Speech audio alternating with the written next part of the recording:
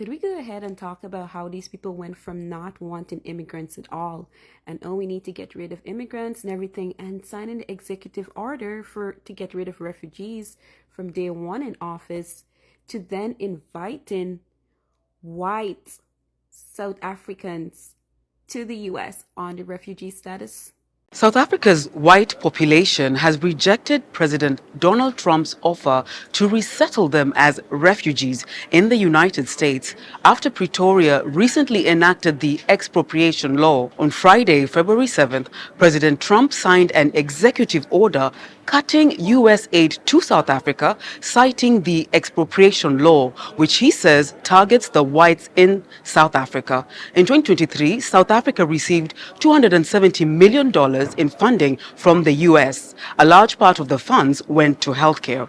Official records show the white population in South Africa is 7.2% of the country's 63 million people, and they own over 70% of farmland. South Africa's expropriation law allows government to acquire privately owned land for public use. The landowner may be compensated or not, depending on purpose of acquisition. In his recent executive order, Trump said he would resettle Afrikaners who are victims of unjust racial discrimination in South Africa. Afrikaners are mostly white descendants of early Dutch and French settlers. I feel like the meaning of Make America Great Again is literally Donald J. Trump trying to make America as white as possible. Well, we're moving to America. So if you're in Cape Town and you want to move now to America, you're going to become a refugee, just let me know, please, because like property prices are high here, hey, and we can look after your houses for free. We'll look after your houses while you just move there. So now that we're all on the same page with who's in charge, could we go ahead and talk about how these people went from not wanting immigrants at all and oh, we need to get rid of immigrants and everything and sign an executive order to get rid of refugees from day one in office to then inviting white South Africans to the US on the refugee status? If you guys don't realize how much these people don't want other people of other skin color in this country, something is wrong. So all the people that were talking about, oh, their jobs and all these different things and, yeah, getting rid of the immigrants, it's going to make it better for different people and stuff. Nope. Because guess what? This guy was like, nope. We want the white South Africans. The whiter, the better. I have gone out of my way for years to lift up black people. No black person has ever tried to lift me up.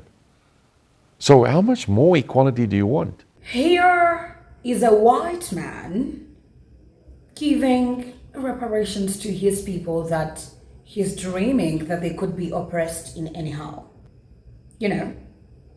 The fact that we black people come on the internet and write that one tweet once a year that, oh, about white people in South Africa, they caused a lot of, hard times to black South Africans. Oh, no. A white man is there sitting that, I don't want my people to even go through that. I'm ready to rescue them and give them a fresh start in America. Meanwhile, black people have been oppressed for centuries. And the ideation of reparations is not anywhere near anyone's mouth. And you know what's funny? The reality that white South Africans, they don't want to leave South Africa. So as you understand what I'm saying? Yeah, so as someone who's lived under and benefited from apartheid, do you think Afrikaners in SA are victims or they share the responsibility of? Apartheid existed in the world. It started in the world in about the year 1700, and it went on in all different countries. A black person wasn't allowed into Holland until 1920. They had apartheid in Holland. South Africa was just on the end of it all. But in any case, apartheid ended here over 30 years ago. So we don't have apartheid. One of the things I tell people now is we're very lucky because when I travel around, I see that South Africa has the least racism of any place that I know.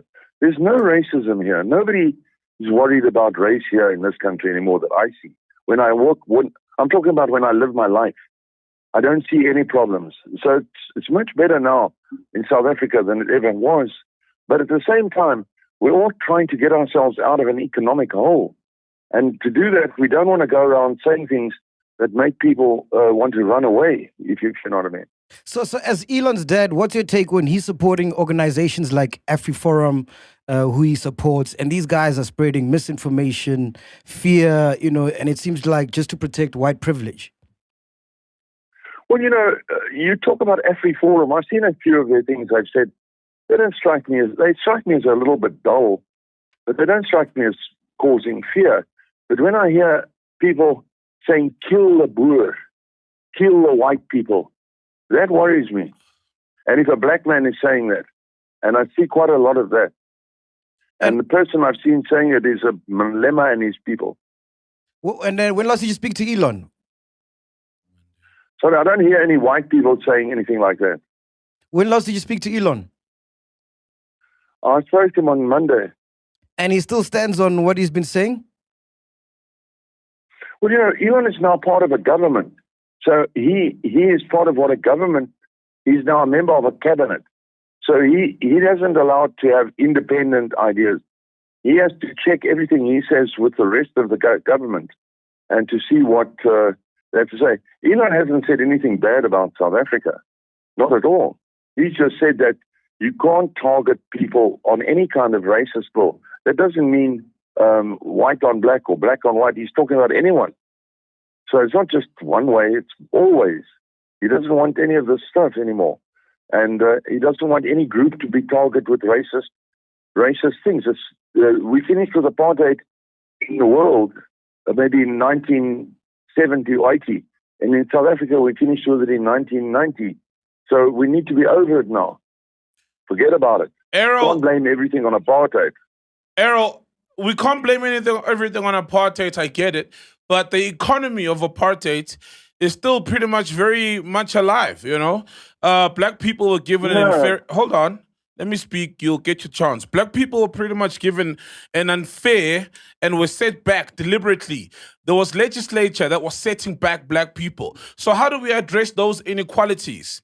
Yes, some policies the ANC or the government hasn't affected, or hasn't really put them in practice in an ideal manner. But without having legislation that allows black people to catch up with white people, because apartheid made it deliberate for black people not to catch up with white people as far as opportunities. How do you then suggest that we bridge that gap so that we don't have a lopsided economy? Because we still have an economy from apartheid that's pretty much lopsided in favor of white people.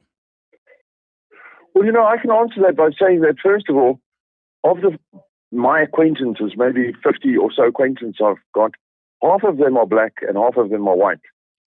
Virtually all the black people I know are very, very wealthy in South Africa. Nearly all the white people I know, half of them are struggling to survive. That's reality. So you're not right in the things that you say.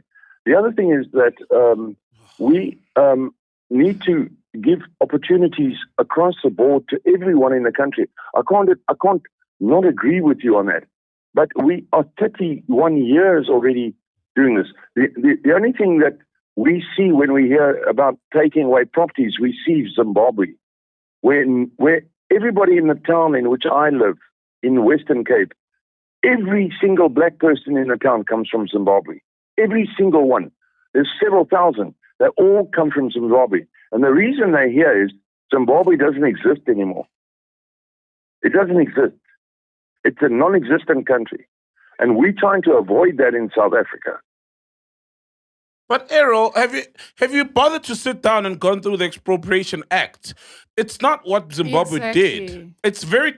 Have you heard of eminent domain where your son lives? They've got a very similar act to realize, that. Yes, I know that Mr. Ramaphosa explained it to us, to my son, and it's not as bad as we thought. Yeah, the problem is simply that when you start talking about things like that, you scare people. You know what I mean? And if you're the leader, you shouldn't be scaring people. That's the thing. You should make people feel comfortable.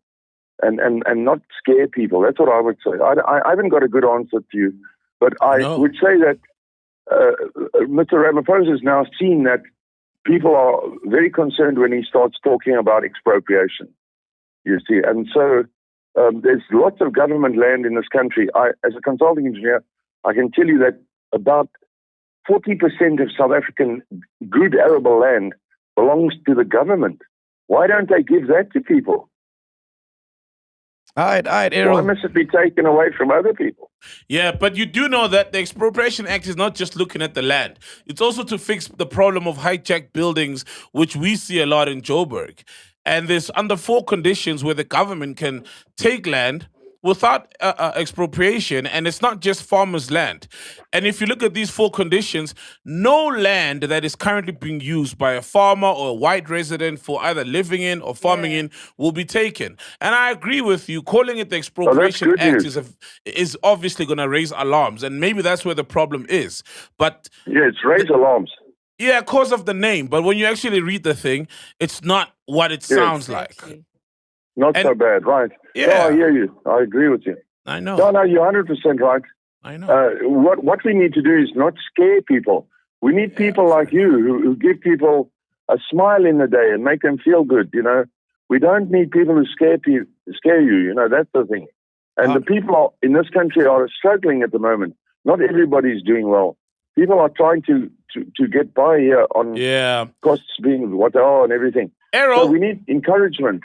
Before we let you go, when we were at your place, you told us about how Errol's grandfather from Canada was a pro-Nazi guy, and then there we see Errol doing the Sichel, a Nazi sign. How do you feel about that? That was nonsense. No, man, he was not doing that. He was just, that's what everybody does that. The next day they sent me pictures of Obama and Clinton and everybody doing the same thing. No, that's just nonsense. Elon was very nervous on the stage. Very nervous. But he does have a Nazi grandfather, or he did have, from Canada, you told us. Well, yes, he had a father, but remember, that man came from a very different generation, a generation of the early 1900s. And we can't really understand that generation. It's too far back. They struggled. They had their reasons for things. I didn't agree with him, the old man, but he died in 1970. So that's a long time ago, you know. But so it's no good. It's, you know, it's like going back and saying your grandfather in this and that place in the year 1850 said this and that. You know, it's too much. It's too far away. You know, not good. All right, Errol. No, Elon is a very good man. Believe me. All right, Errol. Thank you so much for your time, man. And if I was you, I'd put Elon in the naughty corner. I'd ground him, man. No internet for a month. Because he's acting wild. No. Elon is your friend, believe me. All right, Errol. Thank you so much for your time, sir. Okay. Cheers. Cheers, man. At this point, I really feel like the cleansing that Donald J. Trump was doing, chasing away the Mexicans, was to create space to actually accommodate his fellow white people. I mean, it all makes sense because we got DJ as the puppet president and Elon Musk being the actual real one. I mean, have you guys seen recently his photo when he's in the oval? It makes sense. I feel like, you know, Elon Musk was like, my people are being cold colonizers back at home. I need them to America. So we gotta create some space for them. This is why we need all the Mexicans out. And people were wondering, why isn't he deporting white people? Why isn't he deporting the Melanians? They are white. That is why Donald Trump cannot he cannot deport his own people. He needed to create more space for his people. Well.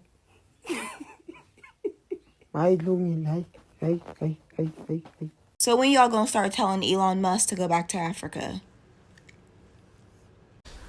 Whatever Elon Musk wants to come and do here, he must make sure there is participation of the previously disadvantaged people.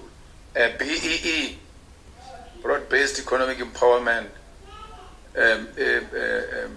it's a policy that should be implemented. whether there is Elon Musk involved or not.